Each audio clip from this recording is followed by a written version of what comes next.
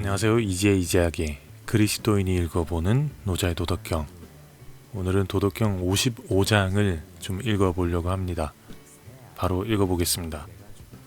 노자 55장입니다. 덕을 두텁게 품음은 어린아이와 같다. 독벌레가 쏘지 않고 사나운 짐승이 덮치지 않고 힘센 새도 채가지 않는다. 뼈는 약하고 살은 연하지만 붙잡을 때는 완고하다. 아직 암수의 합은 몰라도 몸을 온전하게 만들 수 있으니 깨끗한 근원에 다다른 것이다. 종일 울어도 목이 쉬지 않는데 조화의 지극함이다. 조화를 알기에 오래간다 부르고 오래감을 알기에 밝다 부르고 생을 더하기에 상서롭다 부르며 마음이 기를 부리기에 강하다 부른다.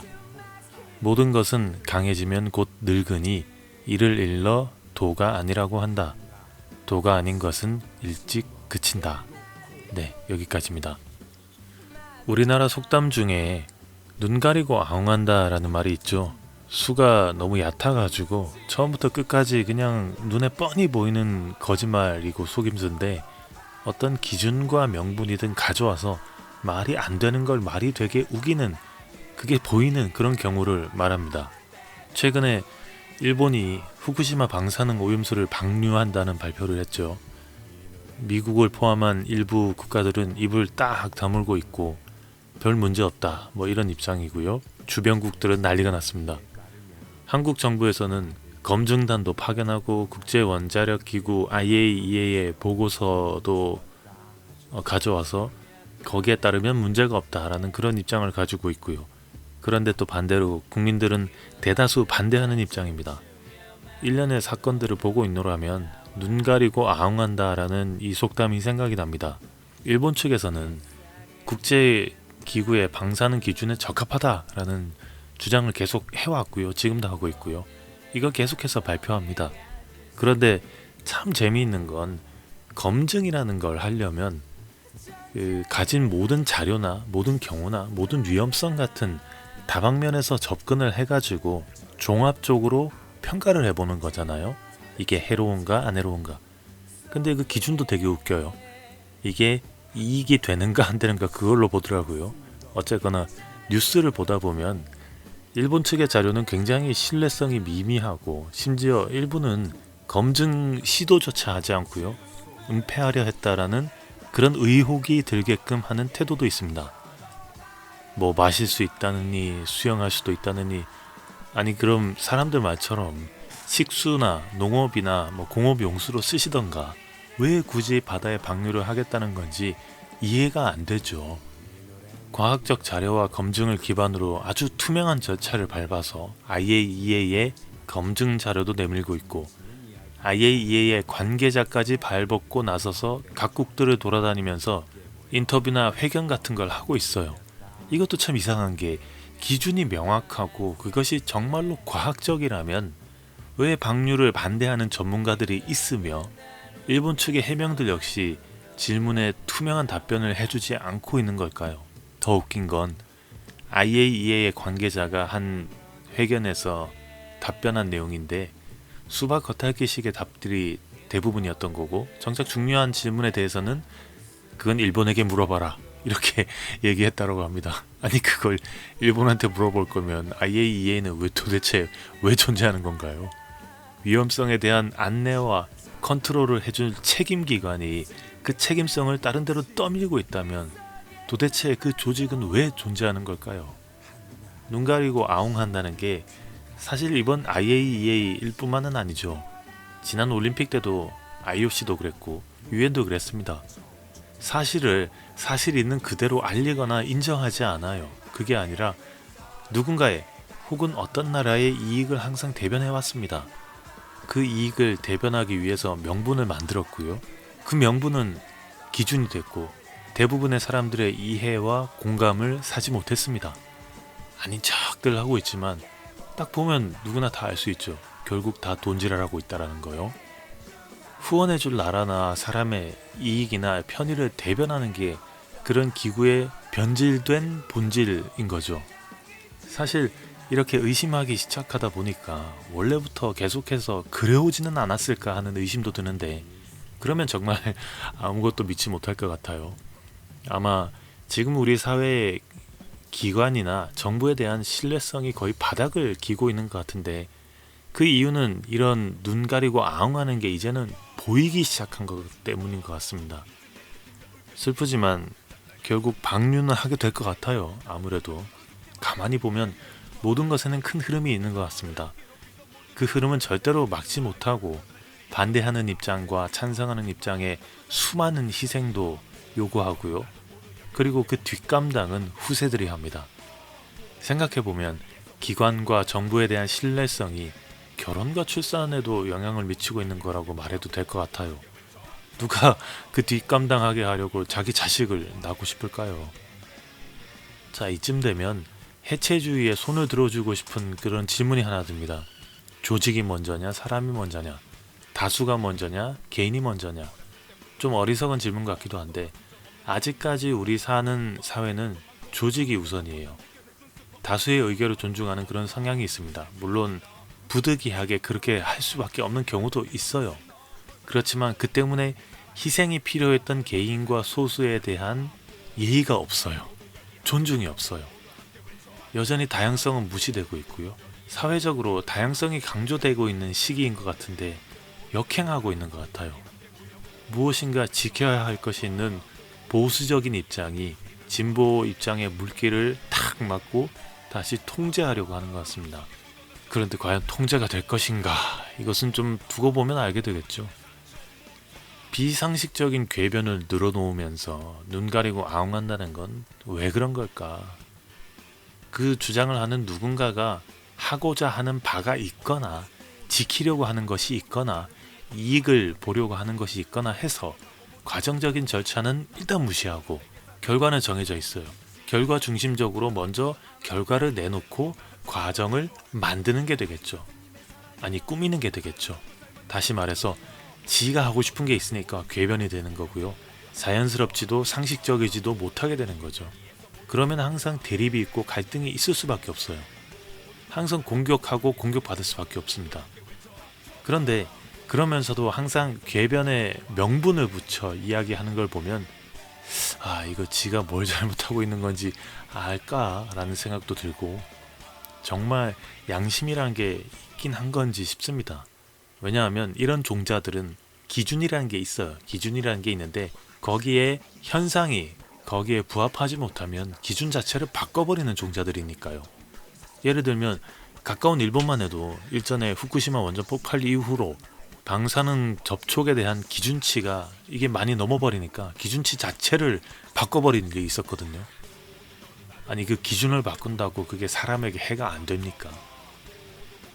자, 한편으로는 이렇게들 꾸며대면서 서로 공방을 펼치고 싸워대고 이간질하니까 도무지 꾸준하게 오래가는 게 별로 없는 것 같아요. 진리가 없습니다. 사람들에게 기억되고 기록될 만한 그런 게 없어요. 모범이 될 만한 것도 없고요. 본받을 만한 것도 없습니다. 정직도 없고 신뢰도 없습니다. 그래서 성경에서도 이렇게 말했나 봐요. 야고보서 1장 14절에서 15절 말씀인데요. 오직 각 사람이 시험을 받는 것은 자기 욕심에 끌려 미혹됨이니 욕심이 잉태한 즉 죄를 낳고 죄가 장성한 즉 사망을 낳느니라. 종교라고 크게 다를까요? 별반 다를 것은 없을 것 같습니다. 앞으로 나아가기보다는 예전에 누렸던 영광들을 다시 일으키려고 해요. 물론 과거의 일들이 모델이 되죠. 모델을 삼아서 현재의 문제를 찾고 앞으로 나아가는 것이 정석이기는 합니다만 과거의 일들만 생각하고 현재의 문제에 대해서 전혀 생각하지 않고 반성하지 않고 사유하지 않으면서 왜 그게 안 되냐라고 해요. 신뢰가 떨어지는 건 당연한 수순이죠. 이쯤 되면 기독교적으로 교단에서 굉장히 주의하고 있는 해체주의의 정당성이 부여될 수도 있습니다. 해체주의가 먼저 생겨난 건지 아니면 해체주의가 생겨날 수밖에 없는 건지 진지하게 고민해 볼 필요도 있겠습니다. 개인적으로는 해체주의가 생겨날 수밖에 없는 그런 환경이 만들어졌다라고 봐야 될 것 같은데 노자는 아마도 춘추전국 시대에 누구나 다 자기가 잘났다, 자기가 진리다라고 하는 걸 보면서 이렇게 말한 것 같아요. 덕을 두텁게 하고 어린아이와 같이 되라고요. 노자 도덕경 55장 문장만 보면 덕스럽고 아이처럼 순수하면 각종 해를 입는 경우에서 피할 수 있습니다. 그런데 사실 덕스럽다고 해서 어린아이와 같다고 해서 해를 입지 않는다는 보장은 없어요. 착하게 산다고 다 복받고 누리면서 사는 것도 아니고요.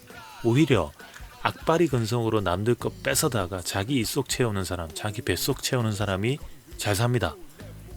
그리고 착하게 사는 사람은요, 오히려 피해를 입을 확률이 더 크고 뺏길 확률이 더 크잖아요. 그런데 노자는 왜 굳이 덕을 두텁게 하고 어린아이와 같은 게 좋은 거라고 한 걸까요? 사실 여기서 말하는 덕이 두텁고 어린아이와 같다는 건 조화를 이룬다는 말인데, 조화를 이룬다는 건 흐르는 대세에 역행하지 않는 겁니다. 여기서 흐르는 대세라는 건 사람이 만든 것이 아닙니다. 다시 말해서 이익이 있는 곳에 따라서 여기 붙었다가 저기 붙었다가 하는 게 아니고요. 그렇게 한다는 건 자신이 바라는 뭔가가 있다는 거고, 자신이 이루고자 하는 무엇인가가 있다는 거니까요. 노자말로 인위라고 하는데 그런 인위가 없는 거죠. 그렇다고 원하는 것도 아예 없고 바라는 것도 아예 없다는 게 아니라 그저 세상의 큰 흐름을 따라가는 거예요. 올라가면 내려가고, 내려가면 올라가고, 생겨나면 사라지고, 사라지면 생겨나는 큰 질서를 보고 거기에 따라갑니다. 바람이 부는 대로 파도가 일듯이 큰 바람을 만나면 큰 파도를 만들어요. 그리고 바람이 불지 않으면 파도 안 만듭니다. 필요한 것이 아니면 그 이상을 욕심내지 않습니다. 그러면 적이 없어지죠. 해를 받을 일이 없습니다. 오히려 반대로 한다면 적이 생겨요. 단명하는 수가 생기죠. 일이라는 게 반드시 돌아오기 마련이기 때문입니다. 자, 그런데 그렇지만 그렇게 한다고 해서 덕스럽고 어린아이와 같다라고 해서 삶에 막힘이 없지는 않습니다. 이럴 때 현타가 오죠. 이래도 저래도 막히는 게 있는데 차라리 이럴 거면 내 속이라도 편하게 사는 게 낫지 않을까 싶죠. 무엇을 어떻게 하면 좋을지 더 모르겠습니다. 성경을 보면 출애굽 이후에 사람들이 광야에서 조금이라도 힘들면 모세를 원망했고, 모세도 좀 나 좀 살려달라고 호소를 하죠, 하나님한테. 그래서 하나님이 빡쳐가지고 불뱀을 보냅니다. 불뱀에 3만 명이 물려 죽습니다.